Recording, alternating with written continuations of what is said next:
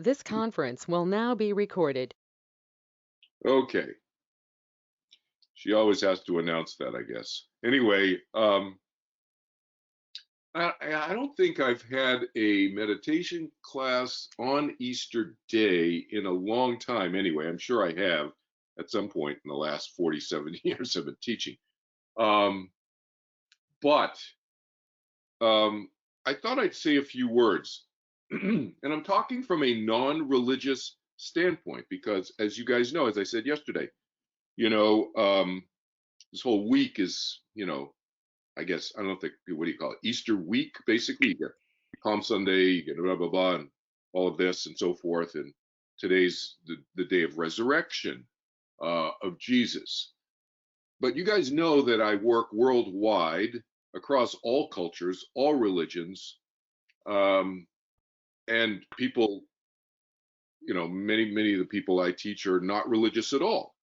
Um, Maybe even atheists, agnostics, whatever. Doesn't matter to me. Um, that said, for those of you who either are Christian or know anything about Christianity and the resurrection of Jesus, I want to give you a little context here of how the meditation I'm teaching you fits in with that. And you may go, what? What is he talking about? I thought we were going to talk about, uh, why we have so many thoughts in our meditations. And we are going to talk about that today, which is very important. But I just thought I'd just start for the first maybe 5 minutes or something, talking about how the meditation contextually fits in with this major event in the world that happened a couple thousand years ago. And of course, they're just rough estimate that it happened on today or whatever, but close enough. Um, some of you know that I used to teach TM, Transcendental Meditation. Decades ago, I taught for 10 years in the 1970s. And I studied with Maharishi Mahesh Yogi.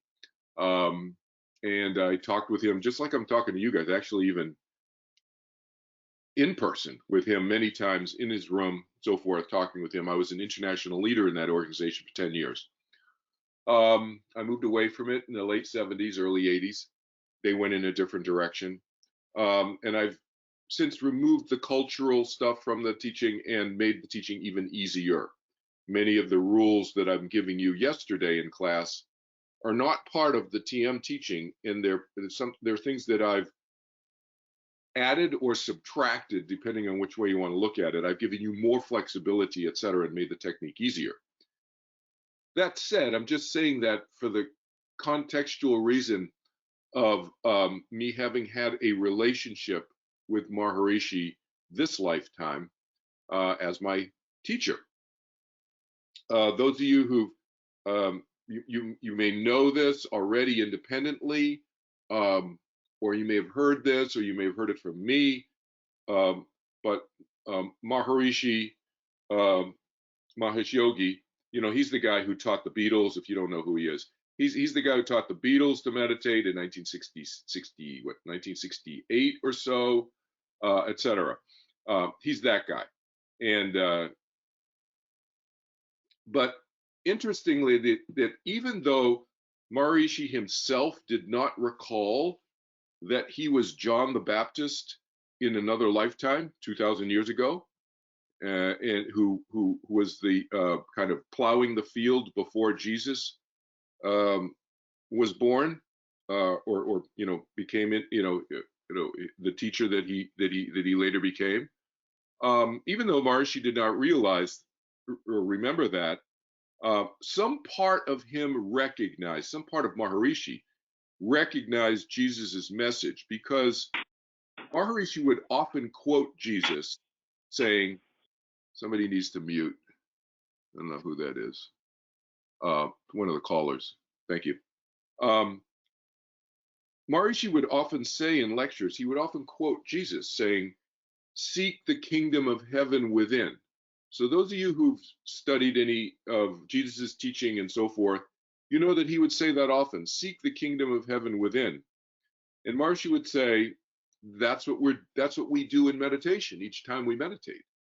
So that's what I meant when I said the context. Think of the context of what I'm teaching you in this class. If those words have meaning to you, seek the kingdom of heaven within. I've I've translated that in 21st century language to turning within. So when you hear me talk about turning within, that's what I'm referring to. Turning within, seeking the kingdom of heaven within. What did Jesus mean by that? Jesus meant we are vast within ourselves. You know that 8-inch plastic bucket? That's another 21st century or 20th century thing that I use in my teaching, just to kind of give you a visual image. We get out of the 8-inch plastic bucket in our meditation, right? We allow our mind to just go here and there. It wanders, it thinks different thoughts and whatever. We come back to the sound when we realize we're off of it. We know that's the basic technique, right? And the value of the sound is what? It's just to give the mind something to think, but it has no meaning or content to it. Therefore, it doesn't direct our mind in any particular way. We want our mind to be undirected, unfocused in our meditation. So back to the context of what I'm talking about, this seeking the kingdom of heaven within is that inner peace, that kingdom of heaven that Jesus was referring to. That's what he meant by that. And so we turn within is my 21st century translation of that. We turn within in meditation, and we can become more calm, more peaceful externally in our daily life, right? We're going to talk about not feeling calm and peaceful all the time during our meditation in the context of this class today. But overall, what does it do? It gives us an inner peace and calm. And in a sense, that's another way of languaging bringing heaven on earth, is the way I think of that phrase in 21st century language too. Living our lives more fully, more happily, more effectively, more productively, more lovingly in the present is how I language that in 21st century language. And to the resurrection idea that Jesus resurrected, he died, and then he physically died anyway. He physically died, but seemingly did not mentally die. That's this whole idea of resurrection. So what is it really? If you distill it down into what I'm calling 21st century language, what is resurrection? Resurrection is in my mind, is the experience of the mind and body as not the same. That we do have a mind and we do have a physical body, a physical biological body, but they're not the same. Yes, they influence each other. We know that cortisol levels can influence our anxiety, and it's a chicken and egg thing. Which one comes first? The chicken, the cortisol causing the anxiety is the triggering of the fight or flight response causing the anxiety and the cortisol and so forth. It doesn't really matter. The bottom line is we want to get rid of it and balance it anyway in our nervous system. That's what this meditation does. So yes, the body affects the mind affects the body. We're going to talk all about that in our class today. But they are not identical. They are not the same, the mind and the body. They are separate. Right? And even though in this resurrection idea, that's Easter Sunday, Jesus' resurrection and so forth, even though the experience of the biological body can end, the mind operates separate from that physical experience. That's the idea of the resurrection, that the mind continues. And so what happens each time we meditate? Back, bringing this home to our class of turning within meditation here. What happens each time we meditate is greater comfort and familiarity with that experience I just described, that reality and that experience of the separation of the mind and the body, that they influence each other, yes, but that they're not identical. That's what I mean by separation. So we are fully integrated in physical form. I am an integrated physical biological body with a mind and emotions. So I don't mean separate like that, but I mean separate in terms of our identity. And that greater identification with our mind results as a result of the meditation that I'm teaching you. Okay, so that gives you a little context of how,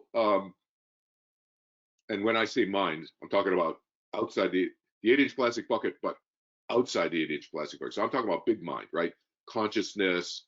Sometimes people use the word soul or spirit or whatever. I tend to use very neutral, non-religious sounding and non-culturally loaded language. So I say mind, but you know what I mean when I say mind. I mean our conscious, focusing mind and our large mind, the huge mind, vast mind. That all of that is our mind. Okay, so that's what I'm talking about. That so the meditation actually, interestingly, has a very practical. Uh, um, it's a very practical component to the whole uh, idea of resurrection that and seeking the kingdom of heaven within, which is very much a theme of Jesus's teaching, as many of you know. So, not that you have to be a follower of Jesus or anything. Some people, I teach, just think of him as a great prophet. Some people view him as God, even. Some people view them through different lenses. He was a very powerful human being um, at the time when he was in physical form, obviously. Um, but however you view him, I suggest that this is a way to view the meditation that I'm teaching you in this context, if you choose to. Okay. Um, all right. Just wanted to kind of say that for a few minutes right at the beginning of our class, take the first 5-10 minutes of our class and kind of set it contextually in terms of today being Easter Sunday.